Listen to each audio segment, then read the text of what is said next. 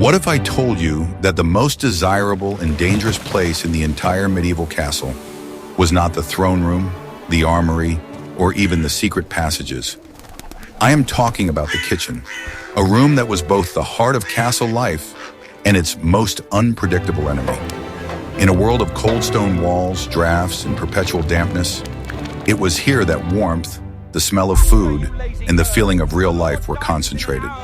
But behind this cozy picture lay risks that could easily destroy the entire castle. The kitchen was vital. It provided heat, food, hot water, light, and even a dry place for servants to rest. But architects could not afford to place such a powerful concentration of fire and smoke inside the main residential building.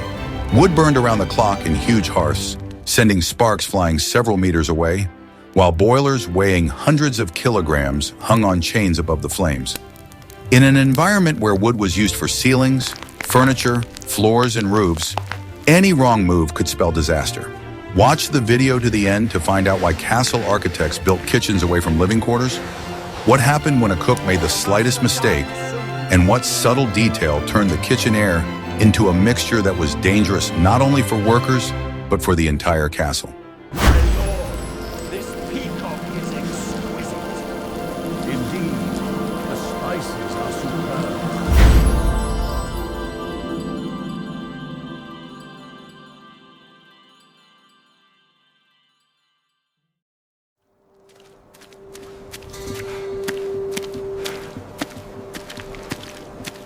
Are you ready to learn the truth about why kitchens were so often built away from the main rooms? Everything you've seen in movies where the cook carries a dish directly from the kitchen to the dining room is often a simplification. In fact, the medieval kitchen was the main threat to the entire castle, and its location was dictated primarily by fear. That fear was fire, all-consuming and uncontrollable. The castle could withstand a siege, but a single spark from the kitchen hearth was enough to destroy it from within. The main function of a castle was to be an impregnable fortress, and wood was one of the main building materials for interior floors, roofs, and furniture. This entire structure was incredibly vulnerable to flames. The kitchen, by its very nature, was a workshop that operated on open fire around the clock. Huge hearths, bread ovens, braziers, all this created a constant and very high risk of fire. That is why in many large castles and estates, the kitchen was moved to a separate building. It was a radical but logical solution to the problem. The building, often called the Great Kitchen, stood in the courtyard at a safe distance from the living quarters of the Lord and his family.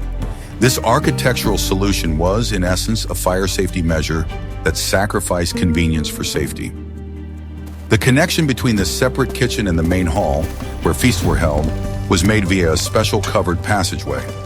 This passageway, often made of wood or stone, protected the servants and food from the weather, but it still did not solve all the problems. Food, having made its way from the fire to the table, inevitably cooled down, which was a constant source of discontent among the nobility. However, a cold dish was an incomparably smaller problem than the complete destruction of the castle. In cases where the kitchen was located inside the main tower or residential building, it was usually placed on the first floor. It often had a separate entrance so that cooks and servants would not disturb the noble inhabitants. This location also facilitated the delivery of supplies such as firewood and water, which were required in large quantities. The danger was exacerbated by the materials used in the kitchen itself. Wooden tables, barrels, shelves, all of these were ready to burst into flames at any moment. Clouds of steam and smoke mixed with sparks flying from the hearth. Working in such conditions required constant vigilance, not only in cooking, but also in controlling the elements. The kitchen walls quickly became covered with a thick layer of greasy soot. This soot was combustible in itself and could ignite from any accidental spark. Fat dripping from the spits hissed and sputtered, adding another element of unpredictability. A kitchen fire was not just a possibility, but a matter of time if the staff lost their vigilance. For the servants who worked in the kitchen, this meant being constantly in a high-risk zone. They were the castle's first line of defense against the fire that they themselves maintained. Their task was not only to feed the castle's inhabitants, but also to ensure that this warm heart did not turn into a burning hell.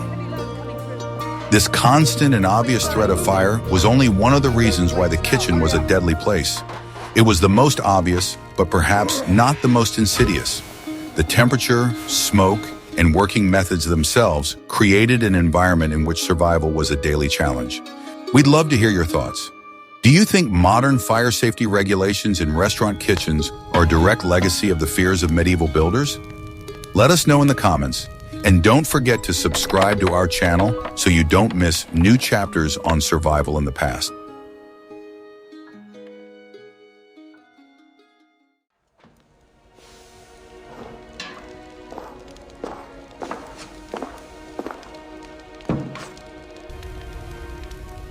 Want to know the secret that fueled the entire castle? It wasn't the gold in the treasury or the valor of the knights. It was the great hearth, the massive, insatiable heart of the kitchen. Its size was mind-boggling. It could be so large that an entire ox could fit inside. This hearth was not just a place to cook food. It was a real engine on which the life of the entire castle depended. The operation of this engine required a colossal amount of fuel. Every day, huge armfuls of firewood or sacks of coal were delivered to the kitchen. Maintaining a constant fire was a priority. The fire was almost never extinguished. It burned day and night, requiring the constant attention and hard work of woodcutters and kitchen workers. All the work was done over and around this fire. Giant cauldrons stood on massive iron tripods, in which something was constantly boiling. It could be soups, porridges, or just water for washing. Suspended on chains, these cauldrons could be lowered and raised to regulate the temperature. But the process itself required enormous physical strength and caution. Next to the open fire were spits for roasting meat. These were long metal rods on which whole carcasses were skewered. Rotating these spits was a separate and very difficult task. This was done by the youngest servants, often using primitive mechanical devices driven by weight or simply rotating them by hand for hours on end. It was this hearth that made the kitchen the warmest place in the castle. While the lord and lady wrapped themselves in furs in their cold stone chambers, the kitchen was perpetually hot. The temperature here was so high that it was physically difficult to be near the fire. Cooks and servants worked, drenched in sweat, in an atmosphere more like a forge than a place for cooking. This extreme temperature was both a blessing and a curse. It allowed them to cook the huge amounts of food needed to feed the garrison and host feasts. But it also created incredibly difficult working conditions. The air was scorching, and the stone floors did not provide any relief from the heat coming from the hearth. Separate ovens were used for cooking more delicate dishes or baking. These were often dome-shaped bread ovens built into the wall. They were first heated by burning wood inside. Then the coals and heat were raked out and the dough was placed inside. This process also required great skill and added heat to an already scorching room. Controlling this fiery monster was the main skill of the chef, or master cook. He had to not only know the recipes, but also master the fire. He decided what heat was needed for roasting and what was needed for slow cooking in a cauldron.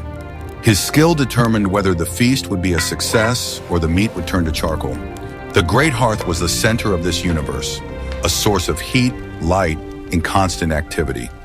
It attracted people, but at the same time repelled them with its unbearable heat. It was the castle's blast furnace, converting raw materials into the energy necessary for survival. But this engine, like any other, did not only produce useful products, it emitted tons of byproducts into the air. And it was these emissions that turned the kitchen from a warm place into a deadly trap. Ready to learn how cooks literally suffocated in their workplace? In the next chapter, we'll talk about an invisible enemy that was more terrifying than open fire.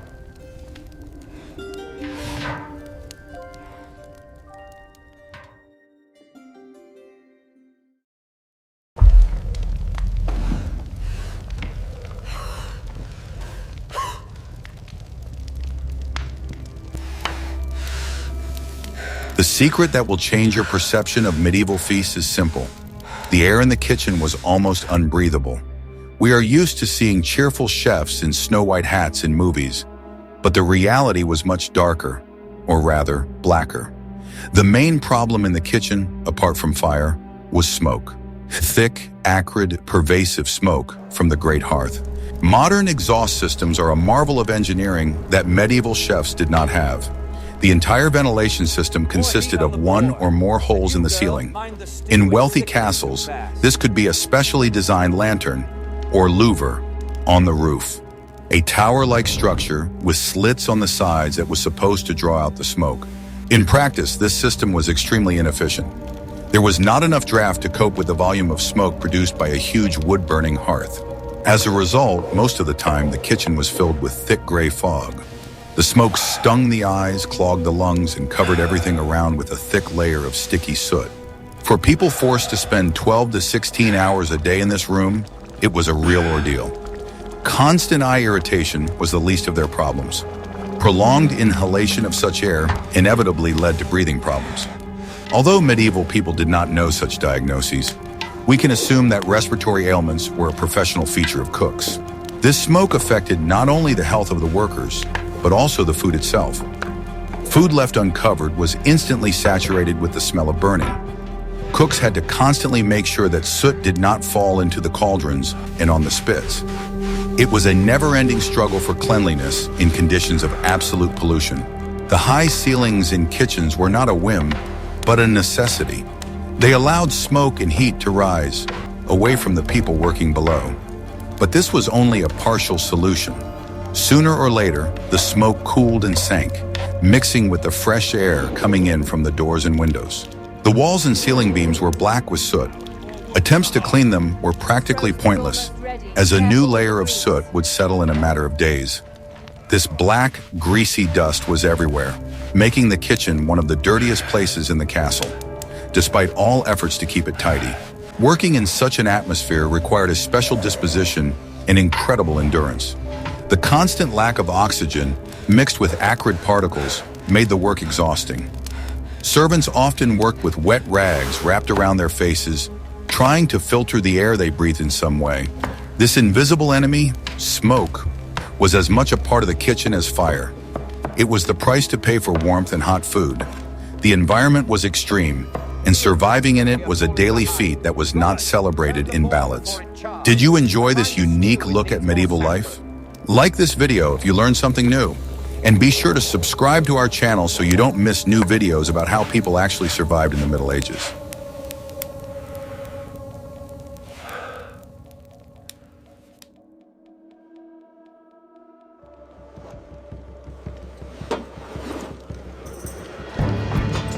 The menu of a medieval kitchen was as hierarchical as the society of the time. What was served to the lord was strikingly different from what the soldiers ate in the barracks or the servants in the kitchen itself. Food was not just fuel, it was a demonstration of status, wealth, and power. The differences were enormous and concerned both quality and variety. Bread was the staple food for everyone, without exception. It was the most important product, daily bread in the truest sense of the word. However, even bread was different. The nobility ate white bread made from finely sifted wheat flour. Servants and peasants ate dark, heavy bread made from rye, barley, or a mixture of grains, often with added bran. The kitchen produced a huge amount of meat dishes for the lord's table. Meat was the main symbol of wealth. Roasted swans, peacocks, wild boars, and venison were served at feasts. The more exotic the game, the higher the prestige of the host. Meat was often cooked with expensive spices brought from far away. Spices were another marker of status. Pepper, cinnamon, cloves, nutmeg. All of these cost a fortune. They were used in huge quantities, not so much for flavor as to demonstrate wealth. The food of the nobility was bright, fragrant, and very spicy. Servants, on the other hand, had to make do with simple seasonings. Salt, onions, garlic, and herbs gathered from the local garden. In the kitchen, meals for the servants were mainly prepared in one large cauldron. It was an eternal soup or porridge. Everything that was available went into the cauldron: grain, vegetables, meat trimmings, or bones. This food was filling and hot, but monotonous. It gave strength for hard work, but did not bring gastronomic pleasure. Fish also played an important role, especially during fasting periods when meat consumption was restricted. For the nobility, this was fresh river fish, such as salmon or trout, as well as expensive salted or dried fish brought in from the coast. The poor, on the other hand, had to make do with local catches such as carp or pike, or cheap salted herring. Contrary to popular belief, vegetables were eaten by everyone, but they were also valued differently. Root vegetables, turnips, carrots, parsnips, were considered coarse food, suitable for commoners. Noble ladies and gentlemen preferred more refined foods, such as asparagus or artichokes, if they were available. Drinks were also strictly regulated. The lord and his guests drank expensive wine, either imported or from their own vineyard. Warriors and servants drank ale or beer. This was not the light drink we know today, but a thick, high-calorie liquid bread that was brewed in huge quantities right in the castle. The process of preparing food for different tables often took place in parallel. In one cauldron, a simple soup was cooked for the garrison, while nearby, a pheasant was roasted on a spit for the lord. Cooks had to be able to prepare both simple, hearty meals and complex, exquisite dishes for feasts. Dairy products such as cheese and butter were an important part of the diet. They were produced in large quantities and used both for cooking and as a dish in their own right. Cheese was an excellent way to preserve milk and served as an important source of protein. Thus, the kitchen was the place where social inequality was most evident. It was a factory producing two completely different types of fuel for different classes. This difference in diet was as immutable a law as the feudal hierarchy.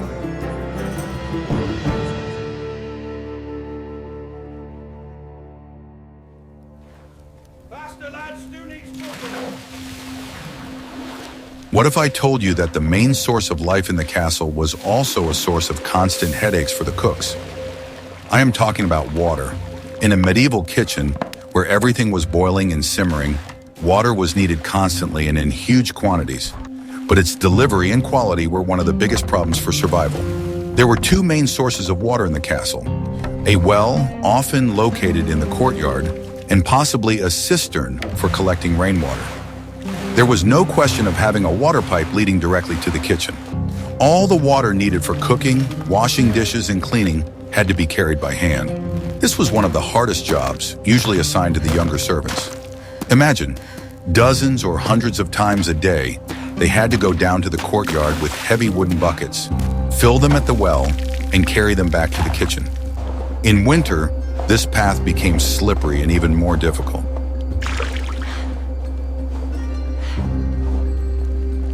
Water was needed not only for drinking. Huge cauldrons for soups and cooking meat required constant replenishment. Washing mountains of pots, plates, and wooden utensils after a feast for 100 people consumed an incredible amount of water. The kitchen floors also had to be washed regularly to maintain some semblance of cleanliness. The quality of this water was a separate issue. The water from the well in the castle courtyard, where hundreds of people lived and livestock may have been kept, was far from perfectly clean. Medieval people understood that bad water could be harmful, but they did not have a clear understanding of microbes. They judged quality by taste, smell, and clarity. That is why most of the liquid consumed was pre-treated. Drinking water was rarely drunk raw. It was used to brew ale or beer. The process of fermentation in boiling made the drink safer than the original water. It was not so much a craving for alcohol as a hygienic precaution. In the kitchen itself, water was also almost always boiled. There were always pots of hot water in the great hearth. This was necessary for both cooking and washing dishes. Hot water was better at dealing with grease, which was abundant in the kitchen. The problem of clean water shortage was constant. In the event of a siege, access to external sources, such as a river or stream, was cut off. The entire life of the castle began to depend on the reserves in the well and cisterns. Under such conditions, the kitchen switched to a regime of strict water conservation. For cooks, managing water resources was as important a task as managing fire. They had to calculate exactly how much water they would need and ensure it was used rationally. Every bucket brought with such difficulty was worth its weight in gold.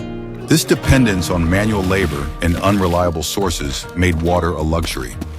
Accustomed to having a tap in our kitchen, we can hardly imagine how difficult life was when every sip of water required physical effort. How much do you think our world would change if we had to value every liter of water in the same way? This medieval reality makes us think about the value of resources that we take for granted. Controlling fire and water was the basis of kitchen work, but special tools were needed to turn ingredients into food. In the next chapter, we will look at the cook's arsenal, tools that were as heavy as the work itself.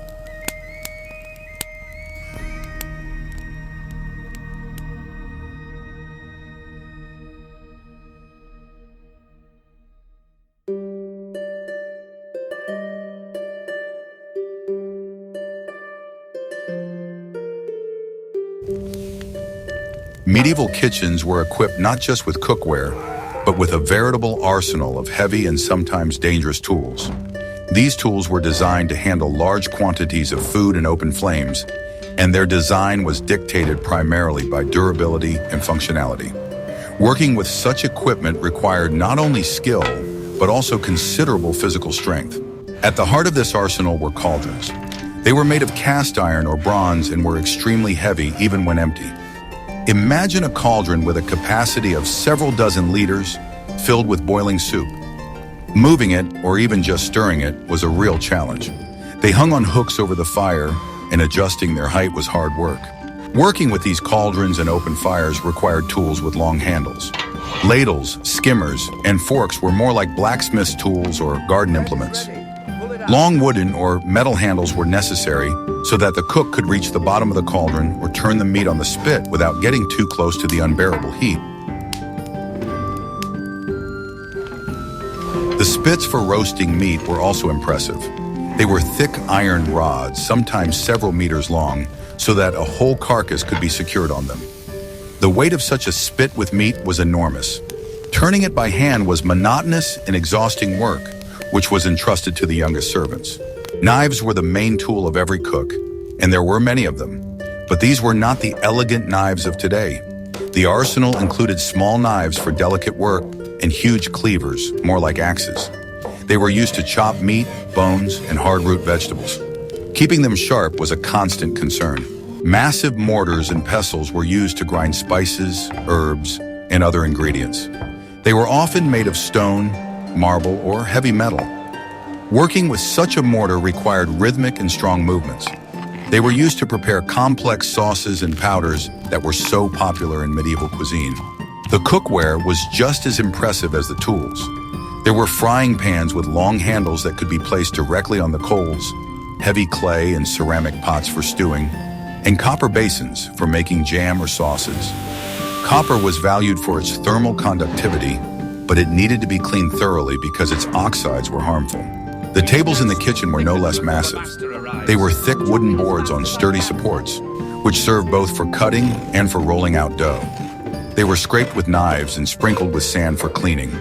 All the preparations for culinary battles took place on these tables.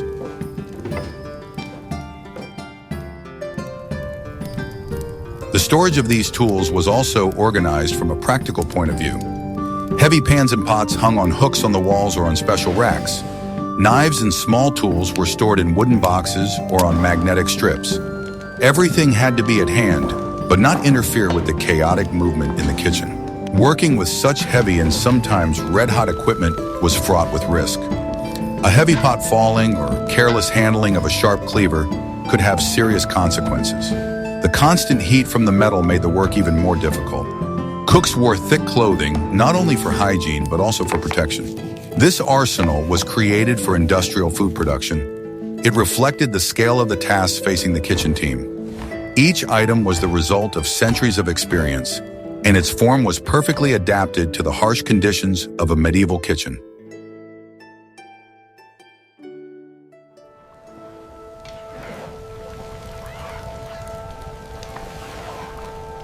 While fire and smoke were obvious dangers in medieval kitchens, hygiene and waste disposal posed a hidden but no less serious threat. In a world that knew nothing about bacteria, the concept of cleanliness was completely different from today. This made the kitchen, the place where food was produced, paradoxically one of the most hazardous places in the castle in terms of health. The central problem was the lack of an effective sewage and waste disposal system. All the waste from cooking, and there was a huge amount of it, had to go somewhere. We are talking about liters of fat, vegetable scraps, bones, and other leftovers. Most often, they were simply thrown into one place in the courtyard or even into the moat. The floors in the kitchen itself were a constant problem. They were made of stone or compacted earth. To absorb grease, dirt, and spilled liquids, the floors were often sprinkled with straw or reeds. This layer was changed, but not as often as it should have been. As a result, it became a breeding ground for anything that might fall from the cutting tables. The cleanliness of cutting surfaces was also relative. Wooden tables, which were in constant contact with raw meat, fish, and vegetables, absorbed juices and odors. They were scraped and washed, but it was impossible to achieve sterility as we understand it today. Cross-contamination between foods was the norm. Access to clean water, as we have already mentioned, was limited. Water was conserved. The same water could be used to wash different foods and then to wash dishes. Hot water and lye were the main cleaning agents, but they were not always sufficient to deal with thick layers of grease and soot.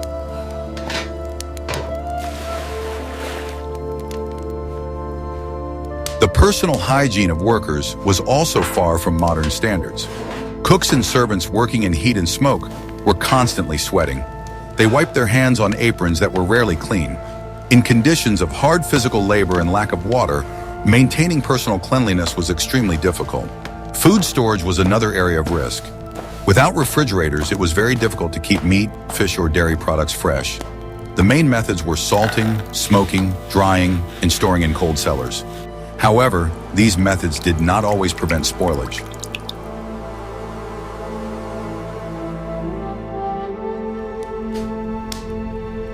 The cook had to have a good sense of smell to determine whether a product was fit for consumption.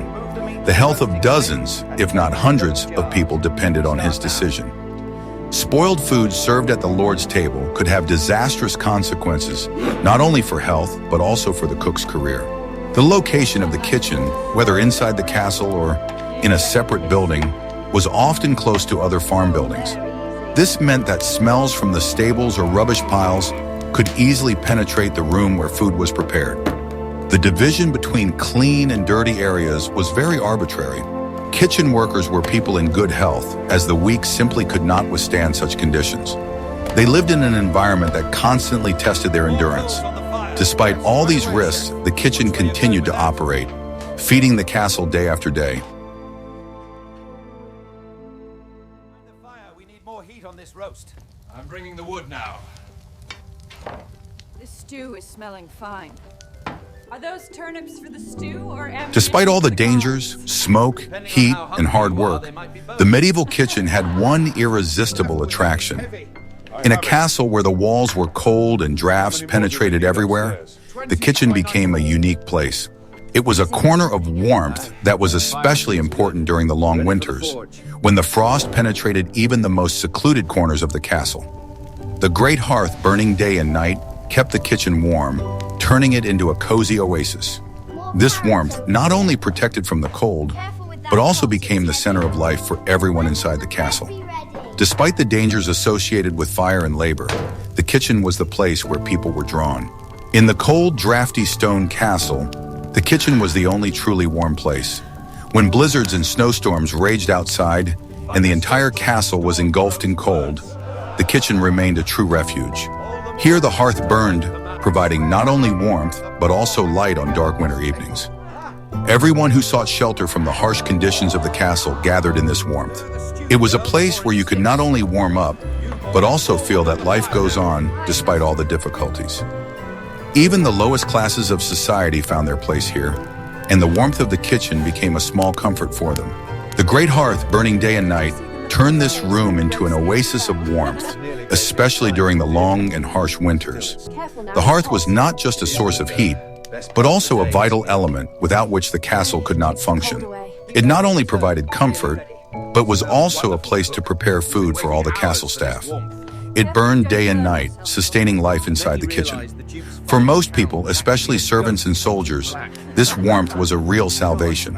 After all, in the kitchen, you could not only warm up, but also feel like you were part of something bigger. This physical warmth made the kitchen an informal, social center of the castle, especially for the lower classes. Servants, soldiers, and workers found a place to rest and socialize here. While the lord and his family enjoyed the comfort of their fireplaces in seclusion, people of lower status sought refuge in the kitchen. While the lord and his family warmed themselves by their fireplaces in relative seclusion, servants, soldiers, and other staff sought warmth in the kitchen. That feels good. The high walls of the castle and the strict hierarchy created barriers between the classes. But the kitchen was an exception. Here, everyone from soldiers to servants could find equality in simple pleasures, warmth, and human interaction. It was a place where status did not matter, and everyone could relax and forget about their hard work. It was an informal club with its own unofficial social structure. Here, people from different walks of life could socialize and find comfort in shared conversation.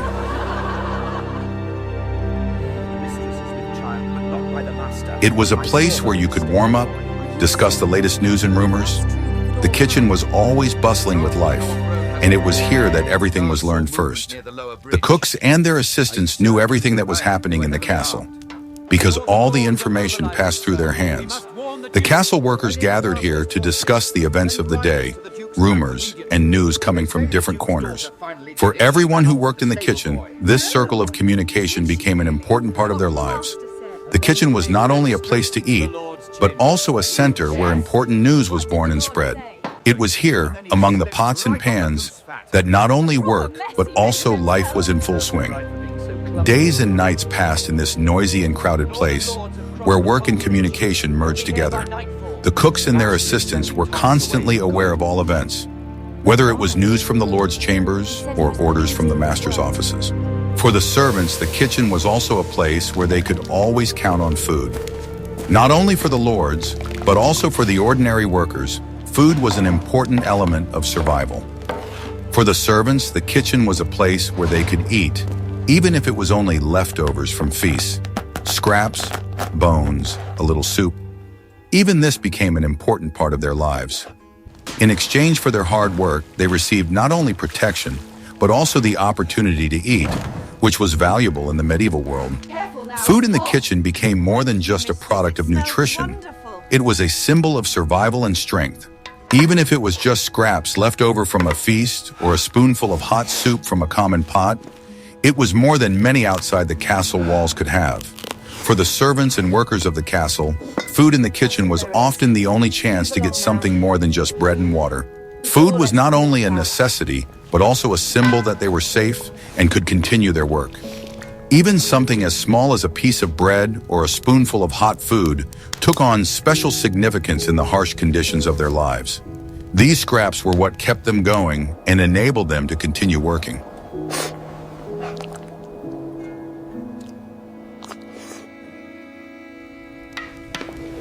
The smell of food mixed with warmth created a feeling of comfort, albeit a very harsh one. Despite the hardship and dangers of working in the kitchen, the warmth and smell of food created an atmosphere in which people could feel at least a little bit safe. Even if the conditions were harsh and dirty, the kitchen provided this moment of comfort. The smell of food and hot fire was what brightened up the daily grind and helped people forget their difficulties. It was a place where the warmth of the fire and the smell of food created an illusion of comfort. This feeling warmed them, even if life itself was harsh. Soldiers who were not on duty could drop in to warm their hands by the fire and chat with the kitchen girls. The kitchen attracted not only workers, but also anyone who wanted to find a quiet place to rest. Soldiers on duty or performing other duties often sought refuge in the kitchen. It was not only a place for food, but also for socializing and relaxation. People could talk, exchange news, and simply unwind from a stressful day. The kitchen was a social center for everyone in the castle. We have taken a journey to the heart of a medieval castle, its kitchen. As we have seen, it was a place full of paradoxes. It was the warmest refuge in a cold fortress, and at the same time, one of the most dangerous workplaces imaginable. Fire, smoke, heavy tools, and questionable hygiene conditions made every day in the kitchen a real struggle for survival. But at the same time, it was this kitchen that was the engine that powered the entire castle. giving it energy, warmth, and life. The feat of the cooks and servants who worked in these conditions deserves no less respect than the valor of the knights. What other aspects of medieval survival would you like us to explore?